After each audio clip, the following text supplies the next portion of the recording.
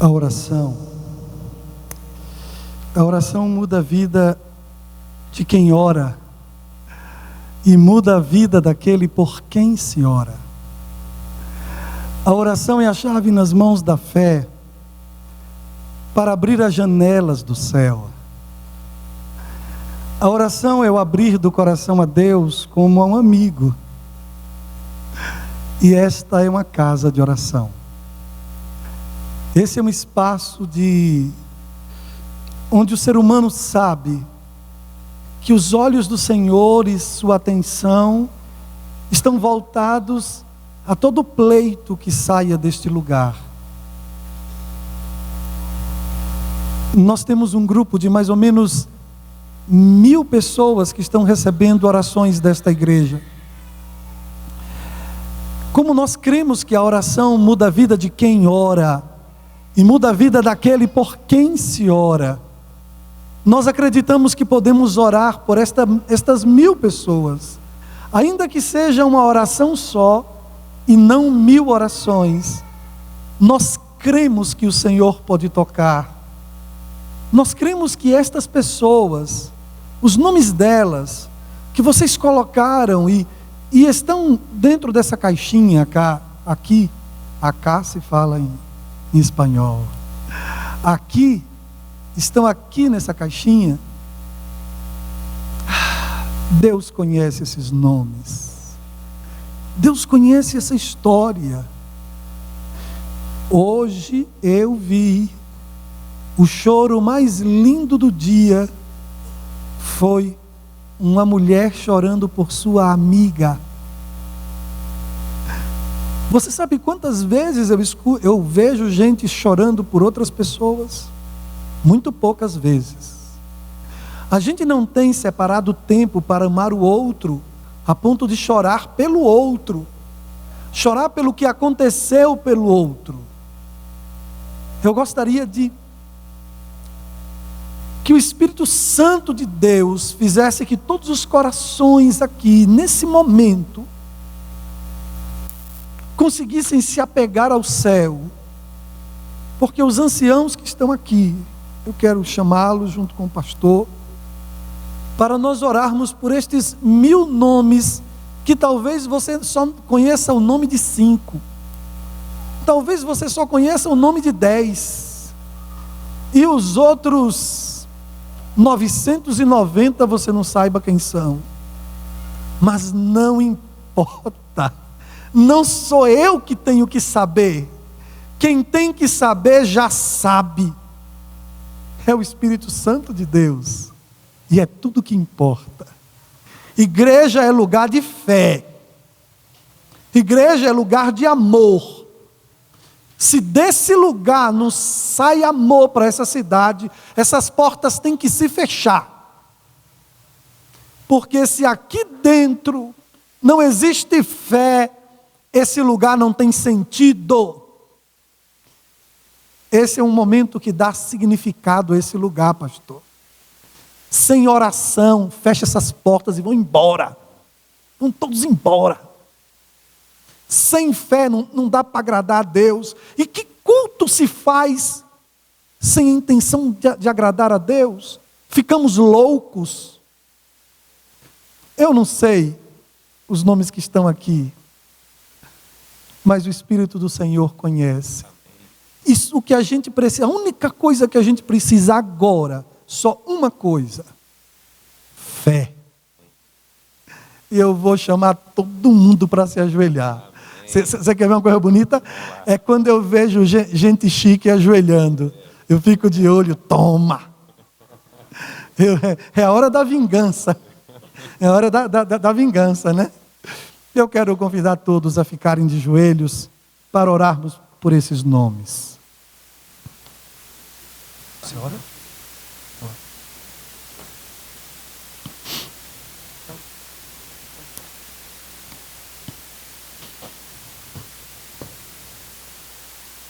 Senhor da glória, o teu nome está sobre todo nome. O céu e a terra são pequenos para apoiarem os teus pés. a tua grandeza, a tua profundidade, a extensão da tua bondade, a maravilha do teu olhar, que faz com que todos se sintam tocados, porque não existe mais doce do que está debaixo do teu olhar. E nesse momento, de uma maneira especial, o teu olho que tudo vê, o teu amor, o teu coração que a todos ama, eu quero implorar a tua atenção e o toque do teu olhar sobre estes nomes que foram depositados com amor nesta caixa. Estão aqui porque é símbolo de nossa ignorância. Esta caixa é símbolo de nossa ignorância total. Não sabemos nada sobre nenhuma dessas vidas e talvez conheçamos muito pouco os nomes que estão aqui. A nossa insignificância está ajoelhada diante da tua grandeza. Mas reconhecemos que nessa grandeza preciosa existe uma bondade tão imensamente profunda que alcança a nossa nulidade. E eu te imploro nesse instante que essas pessoas, não sei se 1000, não sei se perto disso ou mais que isso, eu sei que estão aqui e os teus olhos podem tocar a vida de todas elas. O Senhor disse que quando essa gente se ajoelhasse, seria diferente. Que quando essa gente pedisse por alguém, alguma coisa iria acontecer.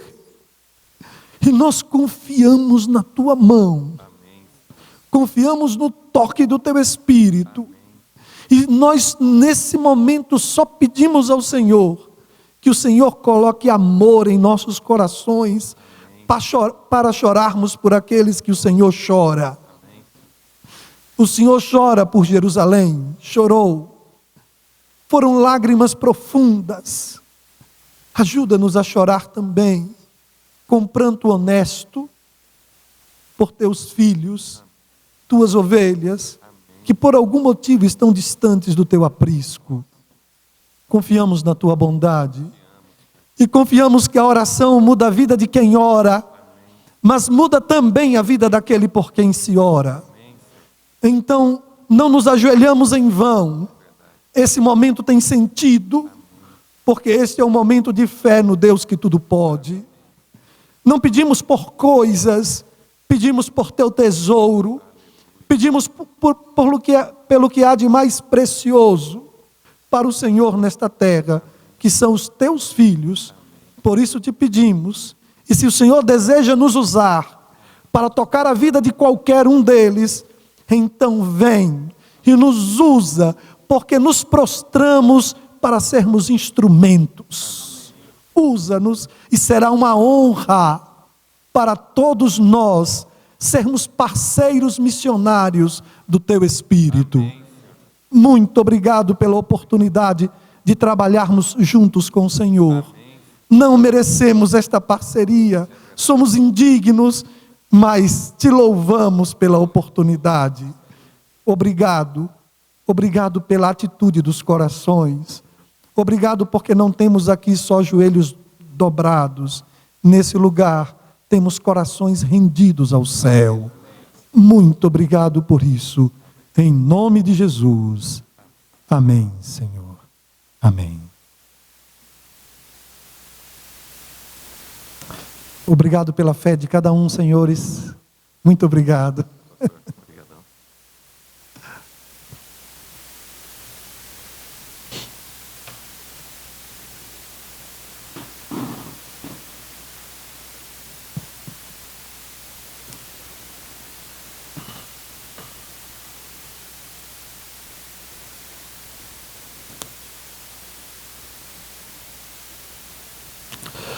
A palavra de Deus no Evangelho de São Mateus, no capítulo 18,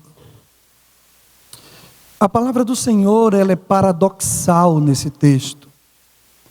Esse texto, ele é inquietante, esse texto é desafiador, Esse texto é desconfortável sobre todos os aspectos. Esse texto é incômodo. Se não fosse santo, seria inconveniente. Mas como é santo, esse texto é só incômodo. Não é inconveniente. Porque nós precisamos desta palavra. Nós nos juntamos para lembrar as palavras do Senhor. Foi por isso que você saiu de sua casa e veio para esse lugar, porque queremos recordar as palavras do Mestre, e cada um no seu cantinho onde está, mentalizar a verdade de que muito logo, todos nós estaremos no reino eterno. Por isso nos juntamos, por isso necessitamos de igreja, porque necessitamos lembrar juntos. E eu preciso ter com quem eu possa compartilhar minhas memórias do céu, meus anseios, meus sonhos, a obra que Jesus Cristo fez em mim. Eu preciso escutar da obra do Espírito Santo na sua vida. Isso vai fortalecer a minha fé.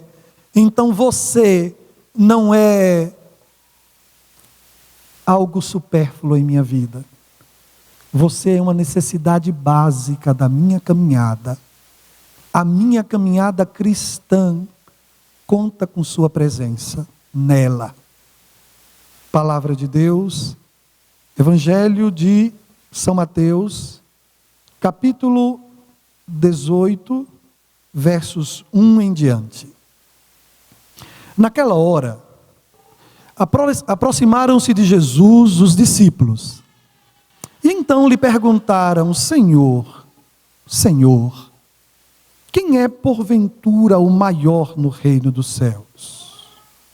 Naquele momento, Jesus chamou uma criança e colocou a criança no meio deles e disse: em verdade vos digo, que se vocês todos não se tornarem em criança, não poderão ver o reino dos céus. Portanto, aquele que se humilhar como esta criança, aquele que for humilde como esta criança, este é o maior no reino dos céus. E aquele que receber uma criança, tal como esta, em meu nome, a mim me recebe. Por que esse texto é difícil? Eu já li esse texto diversas vezes e nunca considerei difícil. Até o dia em que eu tentei me enxergar, olhando uma criança e depois me olhando no espelho, eu não vi a mesma coisa.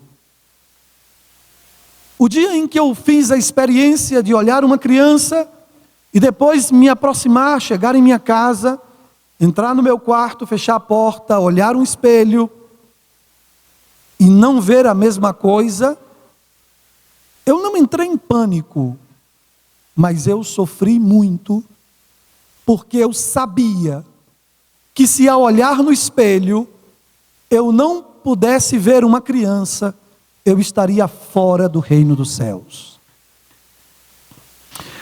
A crise se aprofundou porque o céu é o meu sonho, o céu é a minha maior aspiração, e a crise ganhou profundidade. Porque como um adulto vai se tornar criança? E eu fiz a pergunta de Nicodemos: como eu volto a entrar no ventre da minha mãe? Foi parecida como eu me torno criança outra vez. Bem, no momento em que Jesus chama a criança para o meio onde estão os discípulos, tentando descobrir quem era o maior, naquela disputa sobre quem deveria ocupar o primeiro lugar, Jesus chama uma criança, ele coloca no centro, e que palavras estranhas: se vocês não se transformarem em crianças, vocês não entram no reino, ainda que tenham frequentado a igreja 52 sábados por ano. ainda que tenha levado pessoas ao conhecimento da verdade, ainda que tenham ressuscitado mortos, se não se tornarem crianças, não podem entrar no reino dos céus. A pergunta é, por que não um jovem? Jovem é forte. Ou então, por que não um ancião? Um ancião é sábio. Por que crianças? Porque Jesus chama criança e faz de criança uma referência para todos aqueles que sonham, aspiram, anelam, desejam entrar no reino dos céus. Por quê? Hoje, com este texto, nós vamos compartilhar aquele que para mim é talvez o maior paradoxo das Escrituras. Como harmonizar maturidade e inocência? Como harmonizar isso? Como fazer que essas coisas andem juntas? Bem, primeiro ponto, eu preciso estabelecer algumas bases teológicas para a gente se encontrar e todos, ao voltarem para casa, voltem como crianças. É um desejo muito ambicioso, mas como não sou eu que faço a obra, é o Espírito Santo, eu não tenho por que duvidar que a obra possa ser feita. Compreendem o que eu digo? Então, eu prego por fé. Eu não prego por lógica sempre. Grande parte da pregação é fé. Porque queremos um milagre, eu quero na minha vida. Porque o céu é o meu sonho. Primeira base teológica é que nós não nascemos inocentes. Nenhum de nós nascemos inocente. Em pecado me concebeu a minha mãe, ponto. Ninguém aqui nasceu inocente. Primeira verdade teológica. Segunda verdade teológica: todos nós podemos morrer inocentes. Outra verdade. Adão e Eva foram as únicas pessoas que nasceram inocentes. Depois deles, ninguém mais nasceu inocente. Mas todos nós podemos morrer inocentes. A pergunta feita por Jesus sobre quem é o maior é feita por gente. A pergunta feita a Jesus sobre quem é o maior é feita por gente que perdeu a inocência. Gente que quer saber quem é o maior ou o mais importante aqui dentro é gente que perdeu a inocência. Checklist. Funciona. Tem alguém que está perseguindo o primeiro lugar? Tem alguém que quer ocupar posição de destaque? Tem alguém que quer ser superior a um outro alguém? Já sabe. Criança não tem isso no coração. Então não sou criança. Não tenho espírito de criança. Não tenho o que de criança deveria estar em mim para que o céu possa ser um sonho real. Bem, alguns elementos a gente precisa tomar em consideração. Ingenuidade se relaciona com imaturidade. Ok? Tem que acompanhar, viu? O raciocínio não é fácil, é um raciocínio fruto de sofrimento, e no sofrimento todo mundo aqui é profundo, até eu. Tá? Qualquer um é profundo. É só sofrer que você vira o filósofo mais profundo do mundo. Coisa incrível. Basta perder um namorado que você gostava muito, que você começa a fazer poesias incríveis. Nunca foi poeta, mas perca a namorada para você ver. Vem uma inspiração que não tem mais limite.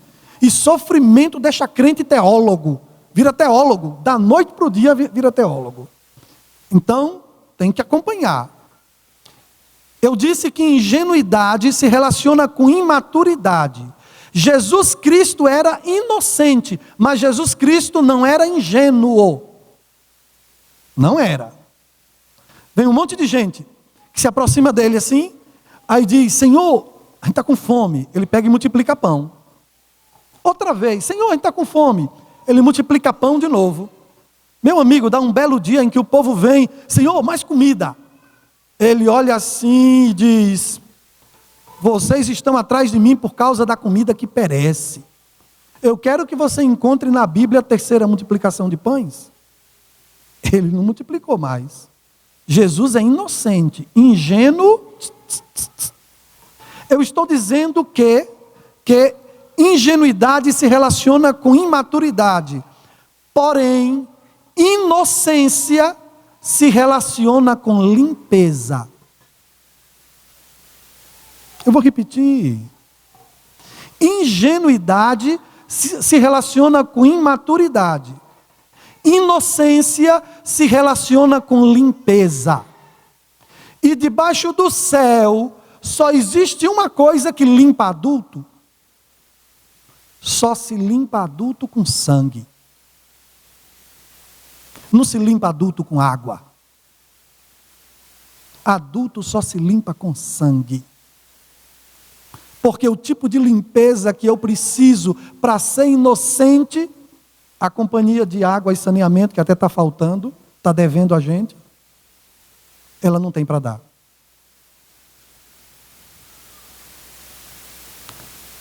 Gente inocente é gente limpa. Limpa. A pergunta feita por Jesus Cristo sobre... A pergunta feita a Jesus Cristo sobre quem é o maior, é feita por gente que, assim, que não sabe o que é isso. Agora, como é que a gente pode tirar, eu vou aproveitar um ganchinho, para fazer uma reflexão. Como é que a gente pode tirar a inocência de criança? Existe uma maneira de tirar a inocência dos nossos filhos. Você sabe como? Com injustiça. Você sabe o que é injustiça? Ser golpeado sem compreender o que significa o erro que praticou. É injustiça. Para evitar ser golpeado outra vez, a criança vai começar a criar artifícios.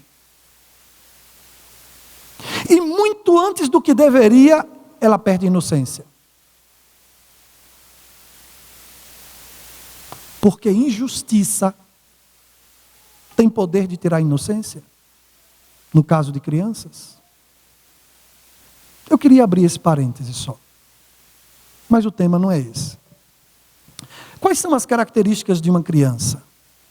A primeira coisa que nós precisamos aprender é que as crianças vivem o hoje. Em sua inocência, a criança vive o hoje. Basta a cada dia o seu mal, disse Jesus. E criança vive o hoje. Você não vai ver criança preocupada com o futuro. Não.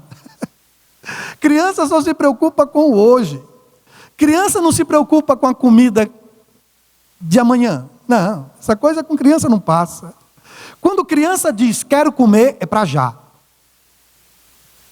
Então criança consegue viver perfeitamente o Evangelho nesse ponto. Não vos preocupeis com o dia de amanhã. Criança vive isso. Está claro para ela. Ela compreende que basta cada dia o seu mal. Quem sabe não compreende, mas vive. E a gente que compreende não consegue viver. Bem, você acha que criança se preocupa com roupa? Você acha que criança se preocupa com comida? Isso é papo de gente adulta. Isso é conversa de gente grande. Eu pergunto, como ser inocente sem ser ingênuo? Só tem uma maneira de qualquer um aqui ser inocente sem ser ingênuo. Por fé. A minha ansiedade quanto ao futuro é resultado da minha falta de fé. E o meu sofrimento acerca do meu passado é porque eu não tenho fé de que o perdão de Deus, de fato, é a anulação do evento. Quando o Senhor perdoa o meu crime, o meu pecado, a minha maldade, Ele não se lembra. E Você sabe o que é o esquecimento de Deus? O meu esquecimento é amnésia, mas o esquecimento de Deus é não ter existido. Quando Deus diz, dos teus pecados eu não me lembro mais, Ele apaga o registro histórico do meu crime.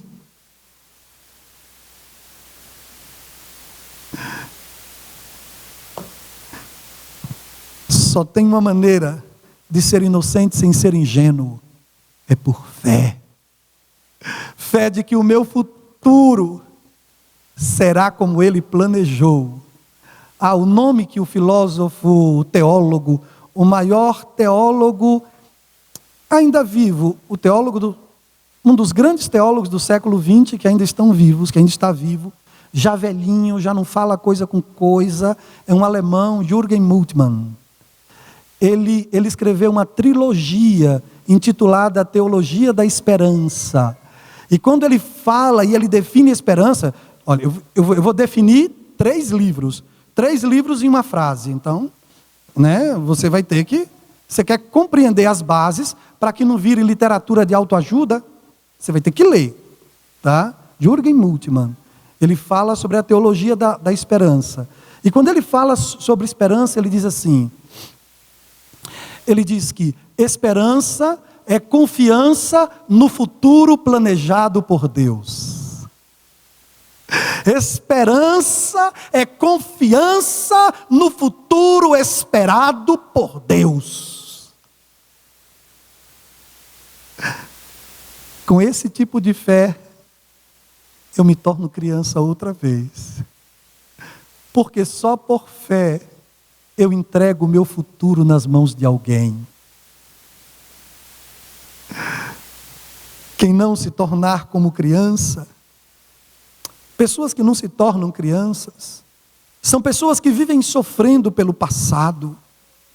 Uma criança não vive o passado porque ela não se dá conta da gravidade do que faz. Mas um adulto, ele só pode tirar o peso do passado por outro mecanismo. Olhe, o peso do futuro eu tiro por esperança, por fé. O peso do passado eu só posso tirar por outro mecanismo. Qual seria? Para que eu possa viver o agora como criança, sem sofrer com o meu passado e sem sofrer pelo futuro que eu ignoro. Como que eu posso tirar o peso do passado? Só tem uma coisa para resolver passado: é perdão. Gente, não tem mágica. E é só pedir e dar-se-vos-á. E não tem mais nada além disso. Porque naturalmente o Espírito do Senhor vai colocar em você nojo pelo pecado. Se o pedido de perdão for sincero, confessar, você confessou. Pediu perdão, você pediu. O deixar será resultado natural de nojo por aquilo que trouxe sofrimento ao céu e à sua alma. O perdão de Deus. Sinceramente, sobre aqueles que vivem o passado, eu só sei uma coisa: o hoje dessas pessoas é um inferno.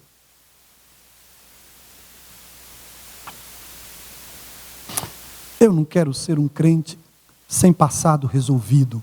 Eu não quero. Não dou conta.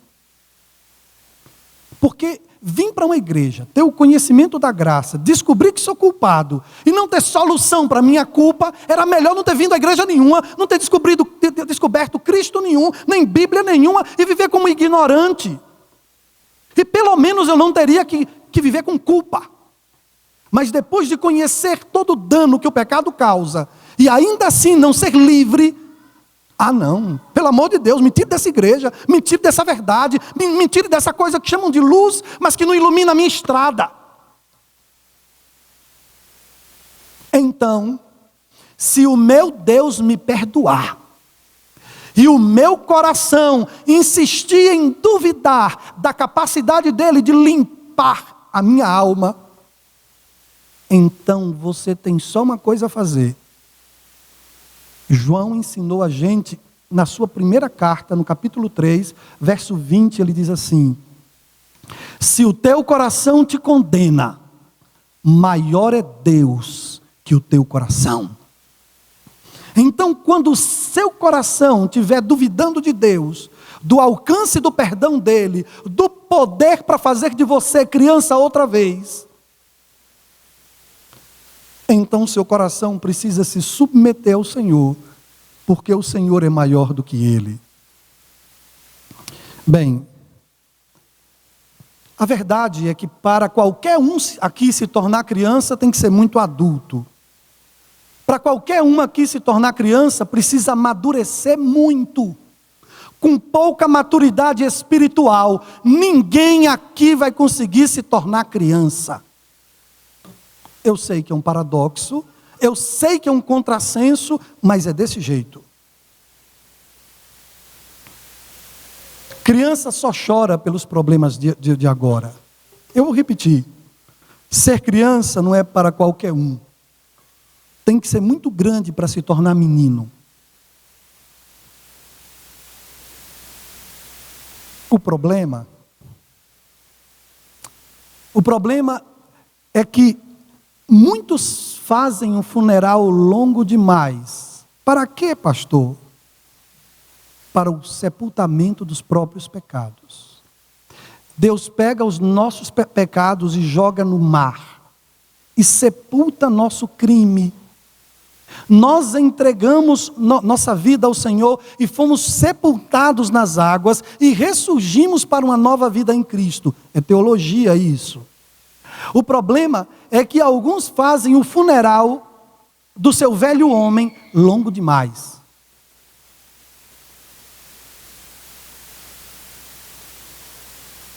O corpo desta morte, denunciado por São Paulo, apóstolo Paulo, em Romanos 7, o corpo dessa morte vai te matar.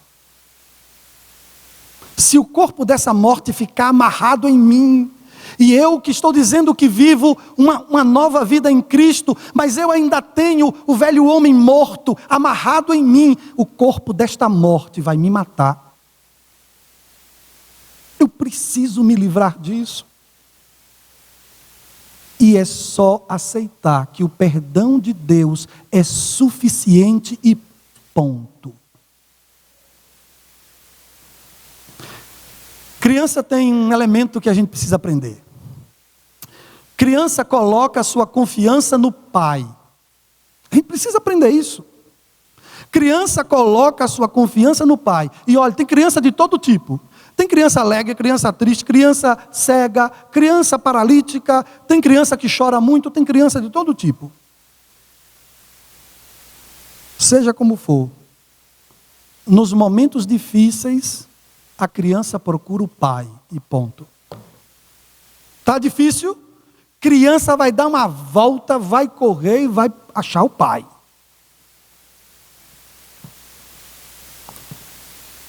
Tem gente que quando está com dificuldade financeira, procura agiota.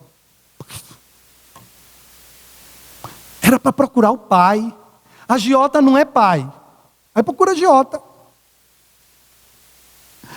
A gente precisa aprender com criança. Quando estamos com problemas, procuramos o pai. Qualquer outro que você procure, não tem solução para o seu tema.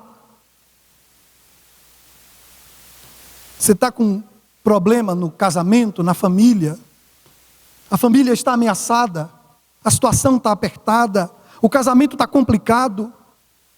Corra para o pai. Não tem solução fora dele. Ah, mas adulto não. Adulto não faz assim. Adulto quer resolver sozinho, porque eu sou adulto. Adulto confia em carro.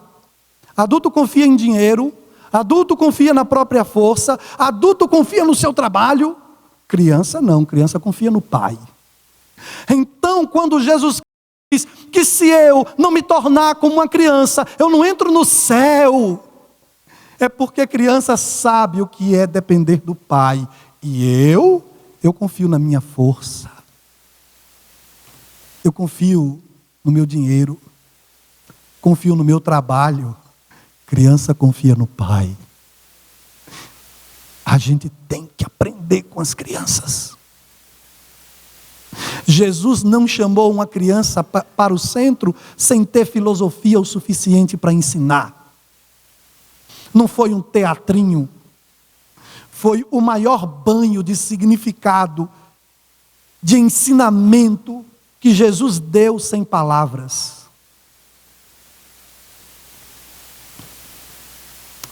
Quanto mais adulto, é incrível, mais dono do próprio nariz. Quanto mais criança, mais a vida está confiada ao Pai.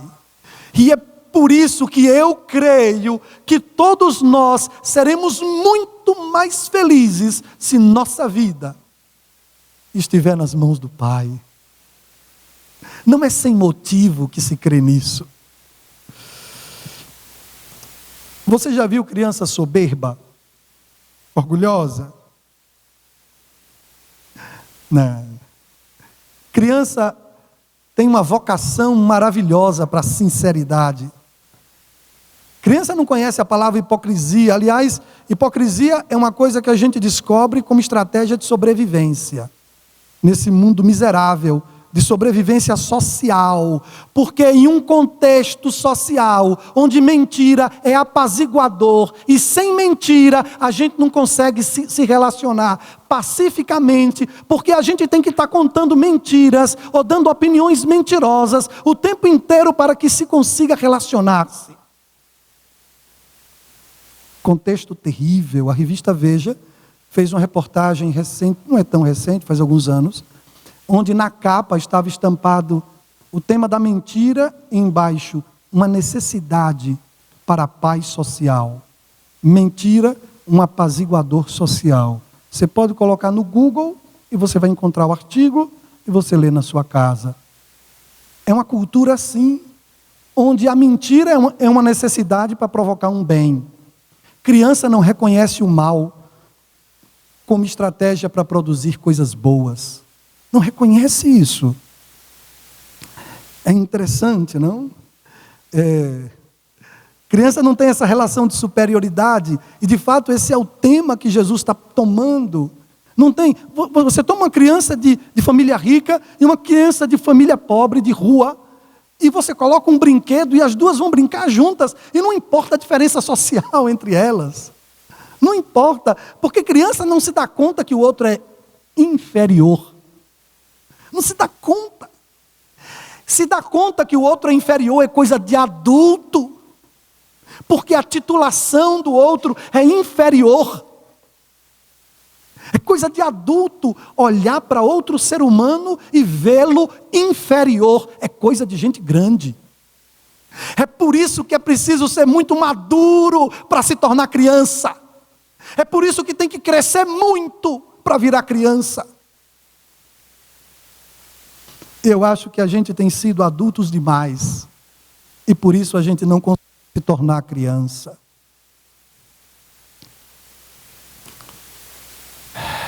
Quantos adultos entendem isso, hein? Ao falar com um adulto, uma criança sempre reconhece em um adulto alguém superior. Inclusive, a origem da declaração de Jesus está relacionada a isso. Jesus está dizendo que ser criança não tem a ver com cronologia. Escute isso. Se você não entender mais nada, mas entender isso, está resolvido o sermão de hoje. Está resolvido. Se você entender essa frase, está tudo resolvido. No texto apresentado por Jesus, ser criança não está relacionado à cronologia, está relacionado a caráter.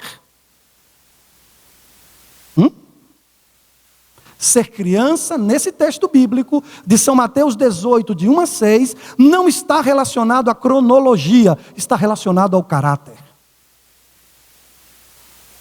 E a gente tem que ter consciência disso.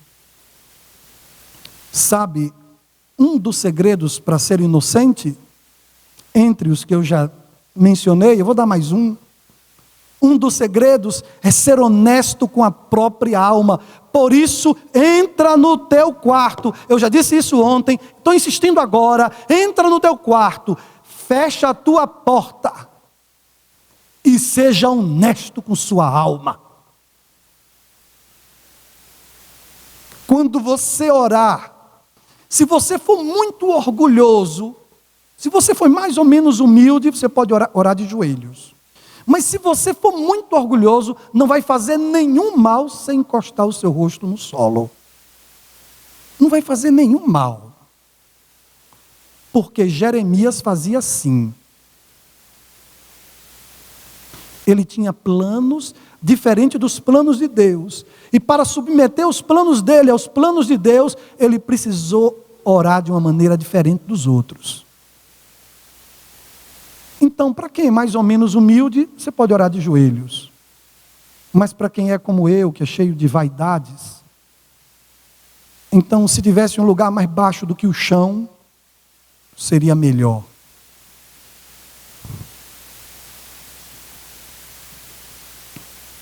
Segredo da inocência é a integridade. Integridade, esse é um segredo básico. Integridade é a consciência e o ego não estarem divididos. A gente tem uma consciência que está consciente da vontade do Senhor, a gente conhece qual é o caminho correto, mas o nosso ego nos atrai em uma direção oposta. E então a gente tem um conflito. E muitas vezes, por conveniência, a gente atende a voz do ego e rejeita a voz da consciência. Criança não tem esse tipo de conflito. Entre ego e consciência, criança não tem esse tipo de conflito. Criança é fonte de alegria. Porque todo mundo que é livre comemora. Cara de funeral é cara de escravo. Quando você vê escravo sem correntes, é porque é escravo de outro tipo de feitor, de outro tipo de vassalo. O nome clássico, pecado. Não está livre. E a liberdade, a chave está logo ali. O nome da chave é perdão. Perdão. Que o Senhor tem para o maior criminoso desse auditório. O Senhor tem. E você não pense que o seu pecado é maior do que o braço do Senhor, porque não é.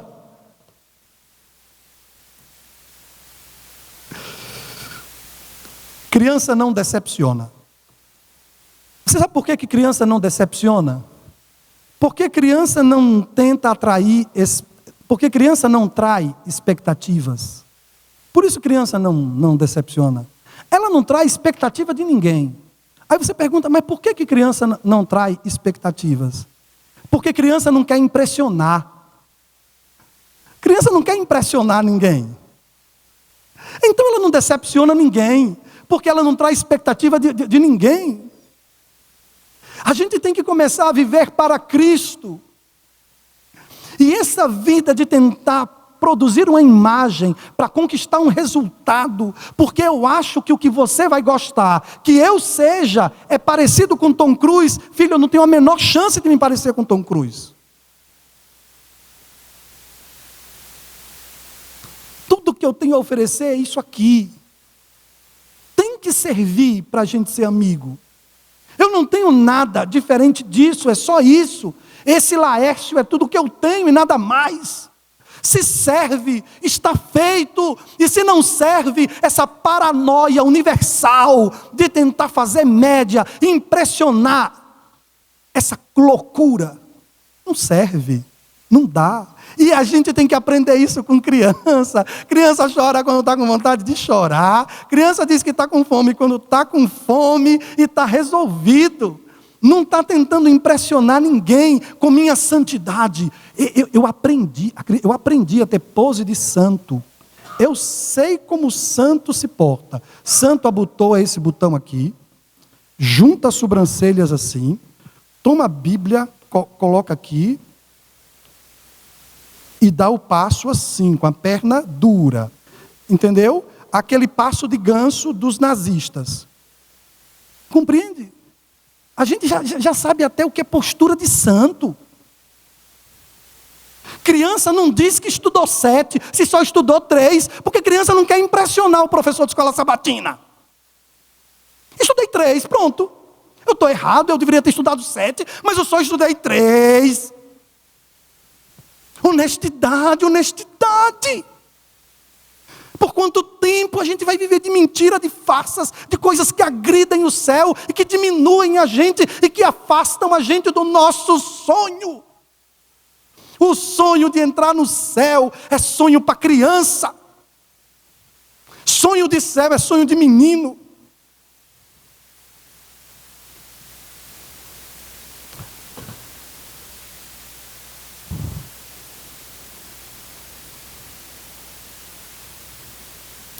O diabo sabe matar as pessoas. O diabo, ele mata as pessoas tirando a inocência delas. Só pessoas inocentes são felizes. Só.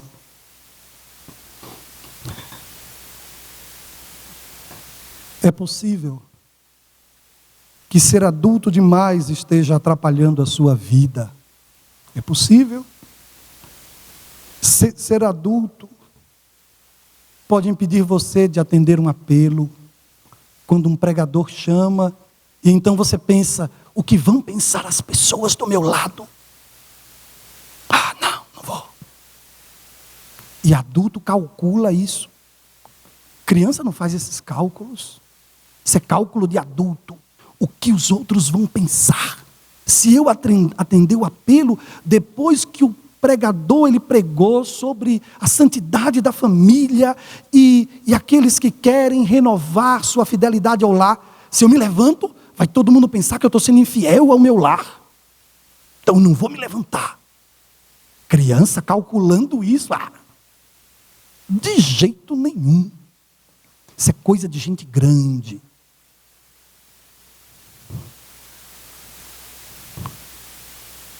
Uma garotinha, numa manhã, meio de semana, tinha que ir para a escola e logo cedo estava faltando.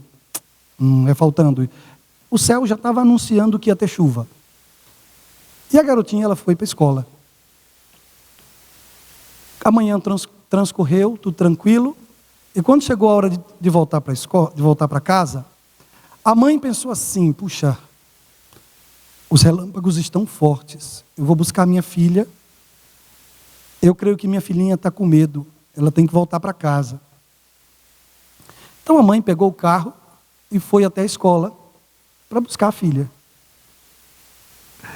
E quando a mãe chegou na escola, a filha já tinha saído. Então a mãe foi atrás da criança, no caminho normal para a criança voltar para casa. E a mãe foi se aproximando e viu a criança assim pela calçada, andando pela calçada, e a mãe olhava a criança, ia se aproximando dela, e a criança, ela parava e fazia assim. E ela ia andando, e daqui a pouco ela fazia. E a mãe no carro, assim, ficou com aquilo, o que está passando? Encostou o carro, a criança entrou, e quando a criança entrou, ela perguntou: filha, o que você está fazendo, que está fazendo essas coisas assim? Aí a garotinha disse: mãe, a senhora não viu que Deus está tirando fotos de mim?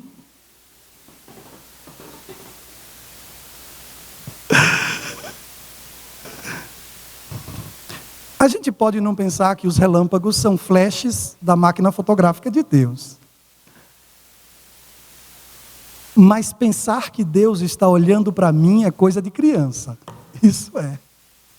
Agora eu pergunto: Deus está olhando para a gente ou não está? Então a gente é criança. Porque olhar para filho é prazer de pai. E Deus não tira foto, Ele faz o filme da sua vida todinho. Ele é um pai zeloso, Ele é um pai carinhoso. O nosso Deus é um pai precioso, amoroso. Como o nosso Deus não há ninguém. Eu quero pontuar 2 coisas e encerrar.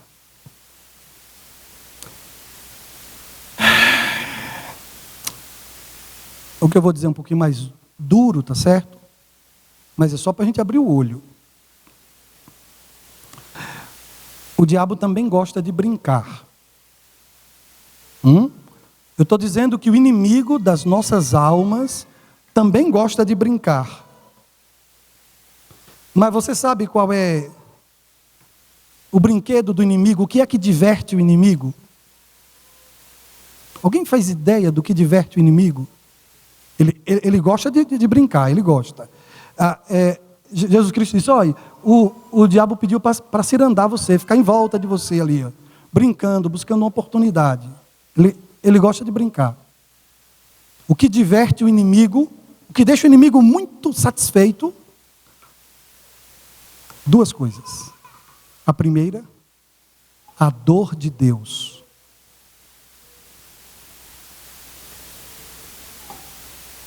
E a segunda coisa com que o inimigo gosta, o que diverte ele, o que deixa ele bem, a sua dor. Porque qualquer pai ocuparia o lugar de um filho no momento da dor. Qualquer um. Qualquer pai trocaria de lugar. Você é pai, tem poucos meses. Tem poucos meses que você conhece esse menino. E eu sei que você trocaria a dor dele. E pediria a Deus que coloque a dor dele em você. O que diverte o inimigo é a sua dor.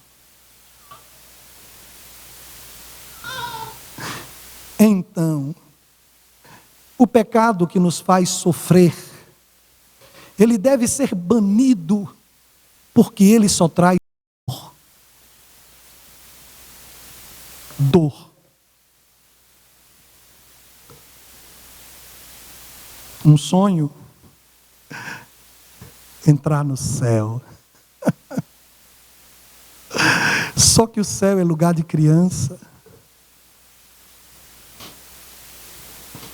Que todos aqueles que desejam ser lavados pelo sangue do Cordeiro,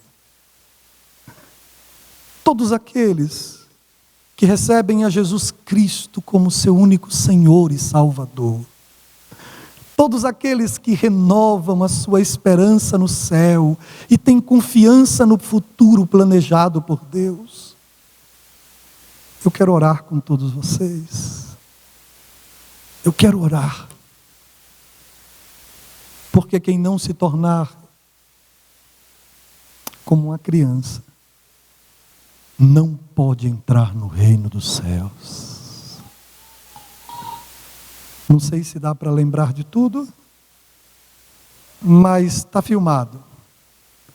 Então, quando você quiser lembrar as características de uma criança e que se relacionam com nossa carreira cristã, então você vai na internet e busca só os detalhes. Vamos orar? Vamos?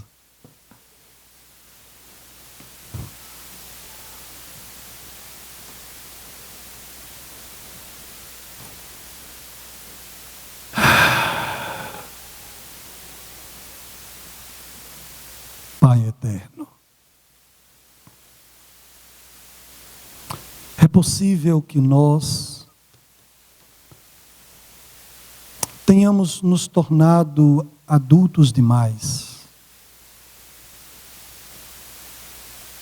É preciso amadurecer muito, Senhor, para se tornar crianças. Ajuda-nos, Senhor, na nossa carreira cristã, para que a gente possa avançar, crescer na direção da inocência. Precisamos, Senhor,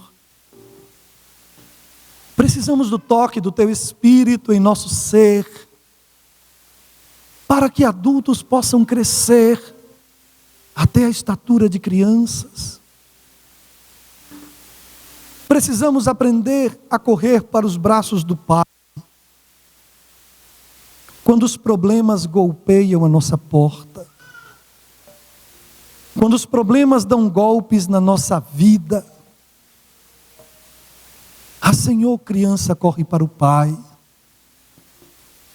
Problema no casamento não tem solução com plano B. Problema no casamento é problema para o pai. Problema financeiro é problema para o pai. Problema de saúde não é problema para curandeiro, é problema para o pai. E o pai orienta o caminho. O pai leva a gente no médico. O pai cuida da gente.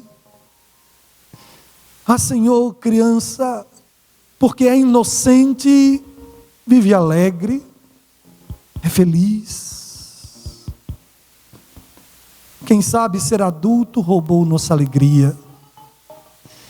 Queremos voltar a ser felizes, então fala com teu espírito, faze com que ele faça de cada um de nós crianças outra vez, porque sabemos que sem teu espírito ninguém aqui será criança no coração. Senhor, faze com que nosso olhar seja olhar de criança. Toca o nosso abraço e faz com que nosso abraço seja confiável. Ajuda, Senhor, para que nossos elogios não sejam falsos. Ajuda, Senhor, para que nossas orações sejam honestas e sejam produto de uma alma que se rende aos teus pés. Tenha misericórdia de nós, Senhor. O Senhor conhece a profundidade do nosso equívoco. O Senhor conhece a dimensão da nossa ilusão. Desperta, abre os nossos olhos e faz com que nossa vida espiritual encontre a direção correta. Que nossos olhos não se apartem de tua palavra, porque tua palavra é espírito e é vida. Que cada um de nós, ao passarmos por essas portas nessa noite, finalmente, Senhor, tenhamos logrado a maior vitória de um cristão, que é ter a inocência resgatada. A inocência imaginada para o Éden, planejada para o Éden, pode ser encontrada por nós aqui, agora. É verdade que não nascemos inocentes, mas também é verdade que podemos morrer inocentes. Tem misericórdia de nós, Senhor. Orienta a nossa caminhada. Que nessa noite possamos dormir na paz do teu Espírito, como criança que é colocada no berço. Coloca cada uma destas crianças no berço dos teus braços, em nome de Jesus, amém. Se você pode, abençoe a pessoa que está do seu lado. É só dizer: Deus te abençoe. Não é difícil, é só uma bênção. Amém.